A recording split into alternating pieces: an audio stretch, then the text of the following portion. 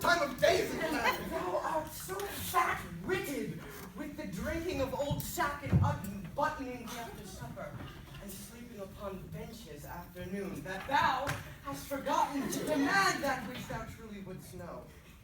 What the devil hast thou to do with the time of day, unless hours were cups of sack and minutes captains, and clocks the tongue of bawds? I see no reason why thou should be so superfluous to demand the time of day. Indeed, you come near me now. For we that take purses go by the moon. But I prithee, sweet wag, when thou art king, as God save thy grace, majesty, I should say, for grace thou wilt have none. What? None? No, by my troth, not so much as will serve to be prologue to an egg and butter. Well, how then? Come. Marry then, sweet wag. When thou art king, let not us that are squires of the night's body be called thieves of the day's beauty. Let us be gentlemen of the shade, minions of the moon, and let men say we be men of good government, being governed as the sea is by our noble and chaste mistress, the moon, under whose countenance we steal. Thou sayest well, and it holds well too. As for proof now, a purse of gold, most resolutely snatched on a Monday night, most dissolutely spent on a Tuesday morning, got with swearing, lay by, and spent with crying, bring in. Now in as low as an ebb as the foot of the ladder, and by in as high of a tide of the gallows of the moon. By the Lord, thou sayest true, lad.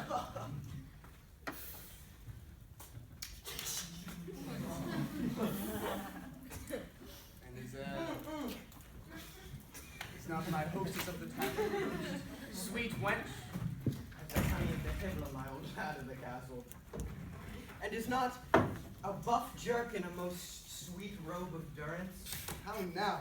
How now, mad wag? What in thy quips and thy quiddities? What a plague have I to do with a buff jerkin? Why, what a plague do I have to do with my hostess of the tavern? Thou hast called her to a reckoning many a time and oft. And did I ever call thee to pay thy part? No, I'll give thee thy due. Thou hast paid all. And where my coin would not stretch, I have used my credit. And so use it, that it were not here apparent that thou art heir apparent. but I prithee, sweet wag, shall there be gallows standing in England when thou art king, and resolution thus fobbed as it is with the rusty curb of old Father Antic the law? Do not, when thou art king, hang a thief. No, thou shalt. Shall I? Oh, rare. I'll be a brave judge. Thou judgest falsely already. I mean, thou shalt have the hanging of thieves, and so become a rare hangman. Well, and in some sort it jumps with my humor as well as waiting in the court, I can tell you. What for obtaining suits? Yea, for obtaining of suits, whereof the hangman hath no lean wardrobe. S'blood, I am as melancholy as a gib cat or a lugged bear. Or an old lion, or a leopard. Thou hast the most unsavory similes, and art indeed the most comparative, rascaliest, sweet young prince. But I prithee, you and I knew where a commodity of good names were to be bought. An old lord of the council rated me the other day in the street about you, sir. But I marked him not, and yet he talked very wisely. But I regarded him not, and yet he talked very wisely, and in the street too. Well, thou didst well, for wisdom cries out in the street, and no man regards it. Oh, thou hast damnable iteration, and art indeed able to corrupt a saint. Before I knew thee, Hal, I knew nothing. And now am I, if a man should speak truly, little better than one of the wicked. I must give this life over, and I will give it over. And I do not. I am a villain. I'll be damned for never a king's son in Christendom. Where shall we take the purse tomorrow, Jack? Zoons, where thou wilt, I'll make one. And I do not call me villain and baffle me. See a good amendment of life indeed, from praying to perspiration. Why, Hal? 'Tis my vocation, Hal. 'Tis no sin for a man to labor in his vocation. Poins!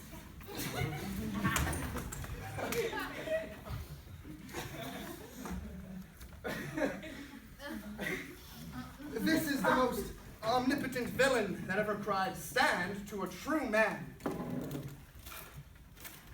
morning. Good morrow, sweet Hal. Jack, how goes the devil in thee about thy soul? Thou soldest him on Good Friday last for a cup of Madeira and a cold captain's leg. Sir John stands to his word. He will give the devil his due. And art thou damned for keeping thy word with the devil? Nay, else he had been damned for cozening the devil.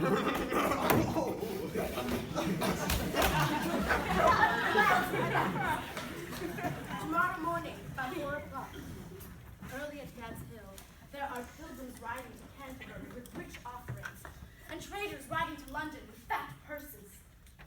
You have horses for yourselves. I have visitors for you all. If you will go, I will stuff your purses full of crowns. If you will not, tarry at home and be hanged. Hear you, Edward. If I tarry at home and go not, I'll hang you for going. You will, Chops? Ah, wilt thou make one? Who? I rob a thief? No, not by my faith. There's neither honesty, manhood, nor good fellowship in thee. Nor thou canst not of the blood royal, if thou darest not stand for 10 shillings. Well, then once in my days I'll be a madcap. Why, that's well said. Come what will, I'll tarry at home. By the Lord, I'll be a traitor when thou art king. I care not. Sir John, I pray thee, leave the prince and me alone. I'll lay him down such reasons for this adventure that you shall go.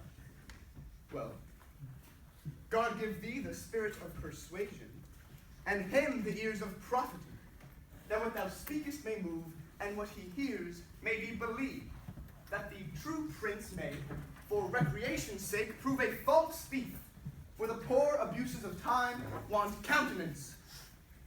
Farewell. You shall find me in Eastcheap. Farewell.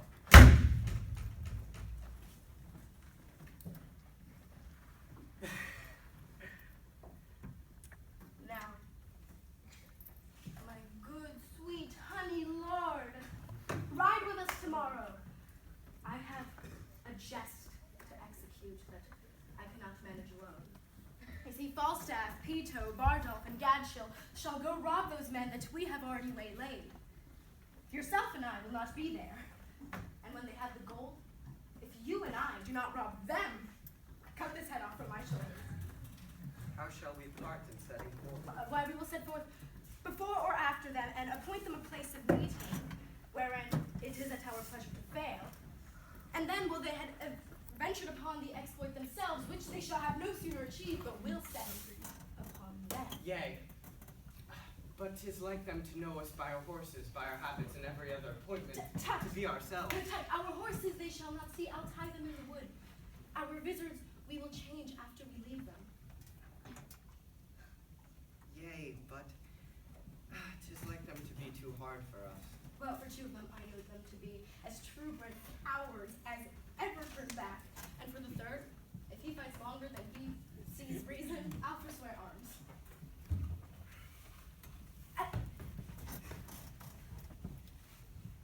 The virtue of this jest will be the same incomprehensible lies that this same fat rogue will tell us at supper. How 30 at least he fought.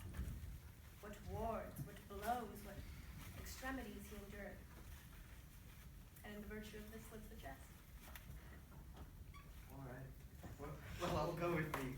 Provide us all things necessary to meet me tomorrow night in Eastcheap. There I'll sup. Farewell. Farewell, my lord. I know you all, and will a while uphold the unyoked humor of your idleness. Yet, herein, will I imitate the sun, who doth permit the base contagious clouds to smother up his beauty from the world, that when he please again to be himself. Being wanted, he may be more wondered at, by breaking through the foul and ugly mists of vapors that did seem to strangle him. If all the year were playing holidays, to sport would be as tedious as to work. But when they seldom come, they wished for come, and nothing pleaseth but rare accidents. So, when this loose behavior I throw off, and pay the debt, I never promise it. By how much better than my word I am?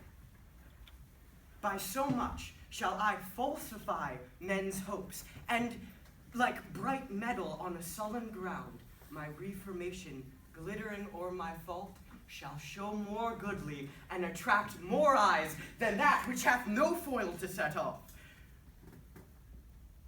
I'll so offend to make offense a skill, redeeming time when men think least.